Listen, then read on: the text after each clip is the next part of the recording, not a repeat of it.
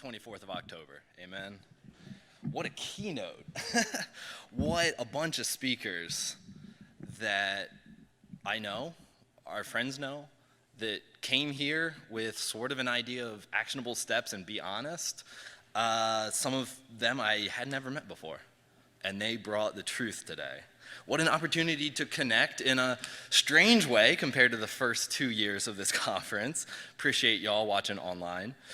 And more so an opportunity to hear from those that are proximate, that are very close to the issues, which is intentional for our conference. And be encouraged that our Creator has called us to be His hands and feet. But before I begin, can we thank the CJC Planning Committee? If you can raise your hands.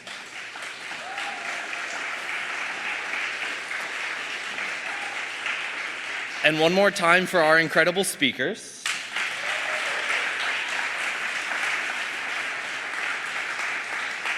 And for the, I assume, magicians who made all of this IT stuff, camera work, internet stuff, whatever they're doing, thank you.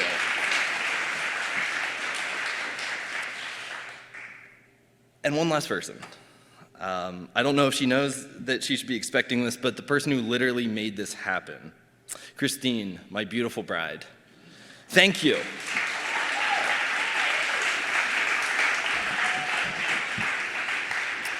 Thank you for believing in this, for believing in me, for believing in us, for believing in humbly empowering others and in the power of speaking compassionate honesty. I love you. So with that being said, let's talk about bravery, because we need some bravery right now, don't we? So in the Bible, there's a Jewish exile, and she's in a foreign country. There's no one to support her except for her cousin, and she's chosen to be in the running to be the new queen.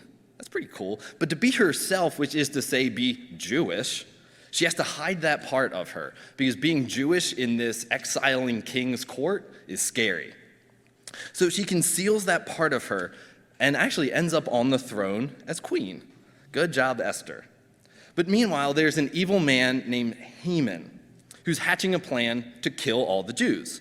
Because of Queen Esther's cousin Mordecai's refusal to bow down or show fealty to him as a court official, Haman takes that and escalates it to genocide of all of Mordecai's people, the Jews. Now, if you're thinking, that's kind of an overreaction, I will submit to you, in my own personal journey, pride and refusing to humble myself tends to do that. So, her cousin hears about this plan, and as you see in the verses, he laments like we did today on a different level. Sackcloth, ashes, the whole 9 yards. He also tells Queen Esther to take the news to the king. She's hesitant at first because there's a tiny small penalty for approaching the king without being asked. For those of you who know the scripture knows, that small penalty is you get executed, even as queen. She could get killed for speaking up. So yeah, I would say that Queen Esther's in a tough place. Her cousin counsels her and gently or somewhat firmly pushes her. In return, she asks him to gather all of the Jews in exile to pray for her. Pray for her to have the strength to know what to say, even assuming that she can get in the front door. And then she steels her resolve to the task ahead. Read that last verse. If I perish, I perish. What a profound statement. She understands way more than I do that it is significantly more optimal to fight for what is right and be killed than to probably anyways be killed as a coward for not having cared for her community. And to be clear, let's advance, for her part, she plays it perfectly. She invites the king to a feast. I enjoy a good party, right? So she knows a party's gonna get him feeling good. After that, another party, right? And she continues that until there's the perfect moment that she reveals the plan that if the king goes through with the order of Haman, she would be part of that genocide. She speaks boldly, very plainly. She says, an adversary and enemy, this vile Haman. She's not playing around at this point. She knew when it was time to conceal her identity, but now's not that time. Now's the time to start flipping some tables. and use a position that she finds herself to correct the injustice. The king is obviously outraged by the betrayal shown to his queen by Haman and orders Haman's execution. It's Queen Esther's bravery that saves her people. Okay, so what, Tim, does that have to do with Charlotte, right? We're in a city that needs some brave people. I'll submit to you that affordable housing, that phrase, is used as a political and corporate talking point with not a whole lot done to help. We see the news of folks trapped, scared, angry enough to kill another human being. There's been 100 homicides this year in 2020 alone.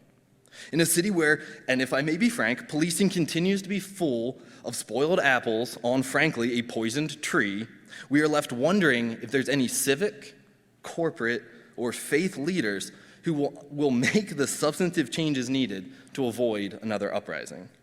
Health and economic problems continue to plague that crescent and wedge that we have in our city. We have hundreds, if not thousands, according to the Urban Institute, of folks who sleep outside, while very close by in Uptown, a lot of people sleep very comfortably in high-rise skyscrapers. And oh yes, as Jafar mentioned, November 3rd, there's a presidential election. There could be a lot more to say about that, but I'll just leave it and say that political rhetoric has gotten people killed. To be more personal, it's easy to blame politicians. I have got white supremacy baked into our policies and right into my own heart. We've been reminded today that we have racial, economic, educational, historical, access equity problems that need courageous people. We need more of Esther's cousin Mordecai, right? He's easy to forget in this story. He sees the wrong and prophetically calls it out.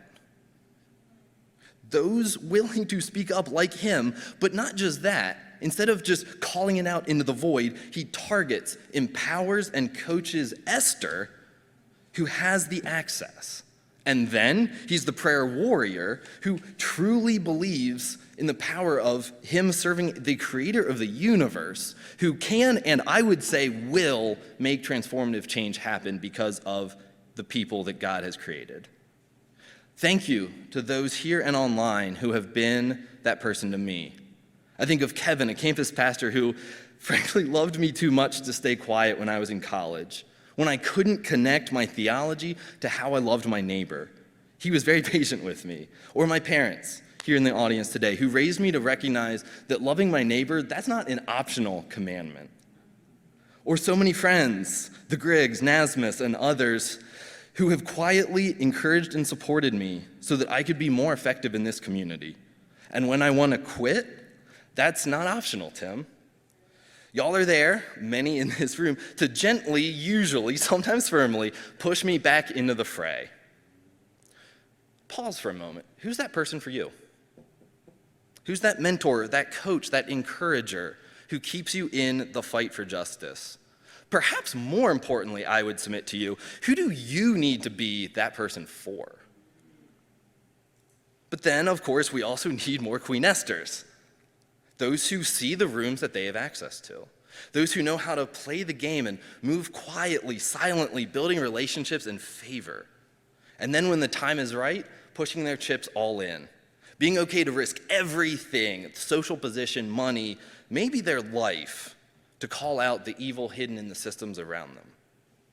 I think of Paula, Kiana, Brittany, Greg and Helms, Howard and Kelly, Ray, Karen, the Kims, so many others in this room and otherwise, who risk a ton to be in the spaces that they are in. Spaces that don't often happily include them. Spaces that often want them gone, want them more so there, but to stay quiet. But they stay steadfast to preach the gospel, the true gospel that is so much more beautiful and fuller than the Americanized version that Jamar talked about, that has been used to justify all sorts of hatred, evil, and division. Hatred, evil, and division pointed back at them that they refuse to show back. They stay unflinching to the cause of equality and justice, and do not mishear me, equality and justice, a framework based on the gospel, which is so much more beautiful than this secularized humanist version of doing good. Justice and equality work that they believe in that has eternal implications in the new heaven and the new earth. These folks, like so many others around me, stay in the throne room before the kings of Charlotte to declare a more beautiful way. Who are the Queen Esthers that you see? Who could you encourage and push and pray for? Again, perhaps more importantly, where are the throne rooms that you have access to? Oh, it's scary, but I need all of us, myself included, to answer that question. Where do we have access? But the good news is, it's in our history. Charlotte was called the Hornets of Rebellion during the American Revolt, actually before the American Revolt. Some know that Charlotte was actually one of the original groups to say that they wanted to leave the empire. They refused to accept normal. They refused being under the heel of the King and Queen of England and the injustice that they saw therein. So we're a city of hornets. Those rebellious hornets. And that is in our city, isn't it? We've revolutionized finance. We've built the small city that could. If I hear one more person talk about how can Charlotte be a world-class city and what it takes for us to attract the next huge company, the next huge convention, to pour into our coffers and put us in the same league as Atlanta, New York, Chicago, my goodness. Even cooler, we are a city of civil rights leaders, those historic hornets, like the Hawkins family, Julius Chambers, the lady behind me, Dorothy Count Scoggins, who integrated Charlotte high schools. She's still alive, by the way. I've met her. She's wonderful. Those people, by the way, most, if not all, strong believers who refused to accept that the inequality shown to them was anything other than anti-Christ.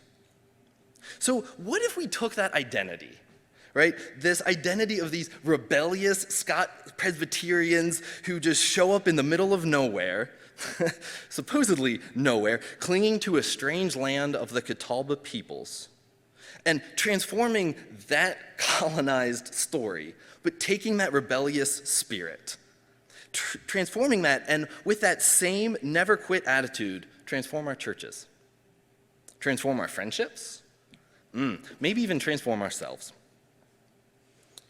Again, question to you, I will submit, what will you commit to today from all the action steps we've seen in order to be part of the courageous hornets all over Charlotte? So, very confession time. I had another talk planned, and then a couple months ago I read Becoming Brave by Brenda Salter McNeil and said, yep, I'm using that. In her book, highly recommend, she tells her own amazing story. It's part biography of her successes, failures, she's very honest with that, and her optimism for the future, using Queen Esther's story as the framework. She says a lot of amazing things, but partially she says this, quote, "It's important to understand that taking a stand for justice does not always yield results we believe are right." Hear me now. Sometimes we stand up to the king, and unlike Esther, still injustice prevails. But we cannot be deterred or dismayed, good words, but we must continue to get proximate to pain and understand when we are being called to stand in solidarity with those who are being persecuted. And so as we move forward by faith, we must be willing to face the consequences because we know we are risking our lives for something greater. Why? Because we are agents of the kingdom. And so we, like Esther, must seize our moment and summon our courage to speak truth to those in power around us, even, and I will editorialize, probably especially if it scares us. And so in the face of these huge social issues, we must resolve to make this world better for all people. We've got some actionable steps today, haven't we? I think it was every single speaker. We've had a chance to lament right and good. I would encourage us to continue as the folks in that session talked. Sometimes just sit in that lament, right? Instead of rushing through. Maybe that's one actionable step for you. But if you're still wondering, but what should I do? I would encourage you to become a courageous hornet. I appreciate you for being here. Have a wonderful evening.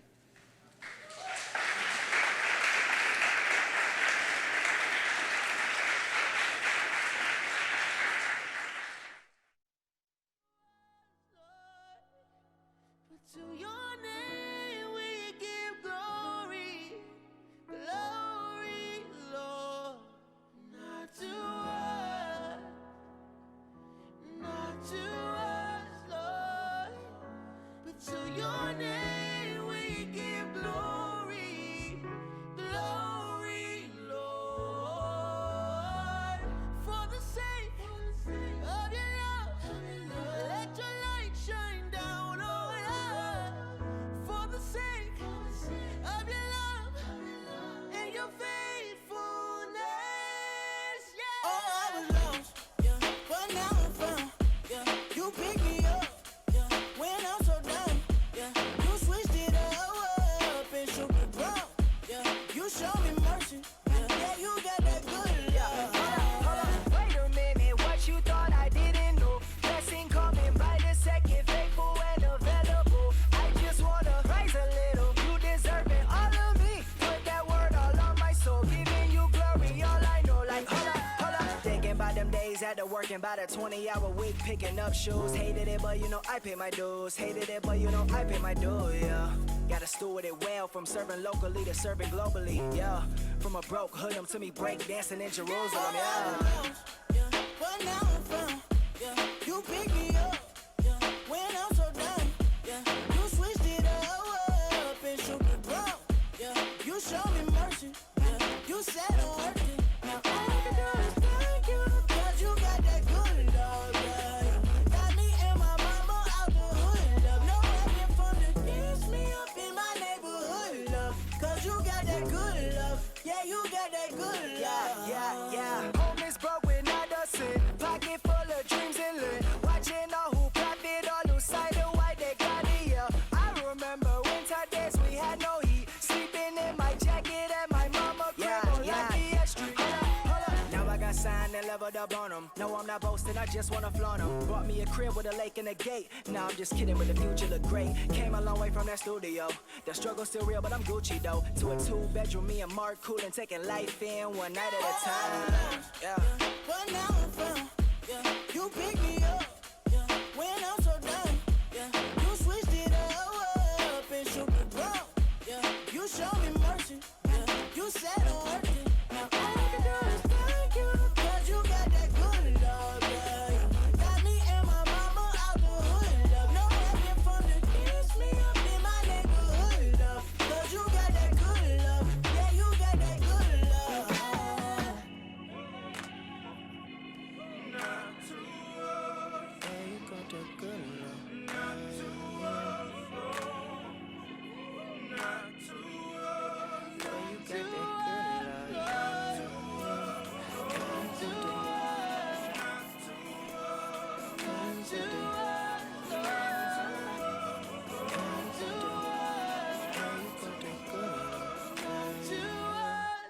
Oh, I was lost, but now I'm found. You pick me up when I fell down. You switched it up and shook the ground. Yeah, you show me mercy. Yeah, you got that good love.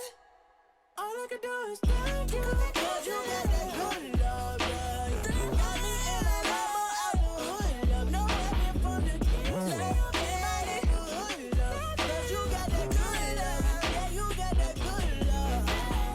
Bottles popped and it feels like window seat to the top.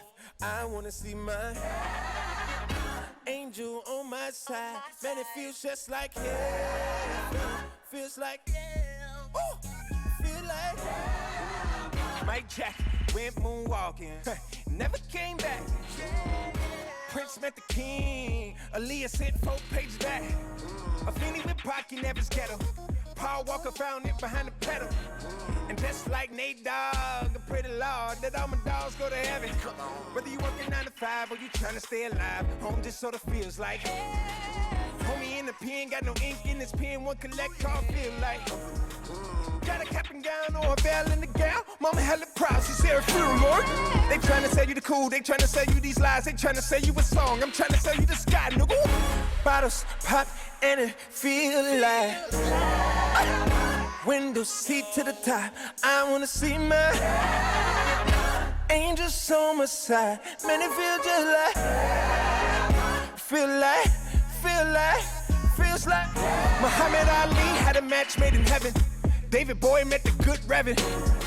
I hear it's much nicer when Whitney Houston lead the choir. John Lennon in their white linen, James Dean in their white denim. And just like Marlon Wayans, I pray the 6 cents, no the 6 man. Whether you get it from the good Lord or the drug Lord, everybody want that. Whether you get it from the bar or you're trying to raise the bar, everybody want a taste of that. Every great seem to die before their time or close their eyes while staring at their prime. The devil is a cop and the cop is a liar. I'll take the wings over chariots of fire. I'm nice with what? Bottles pop and it feel like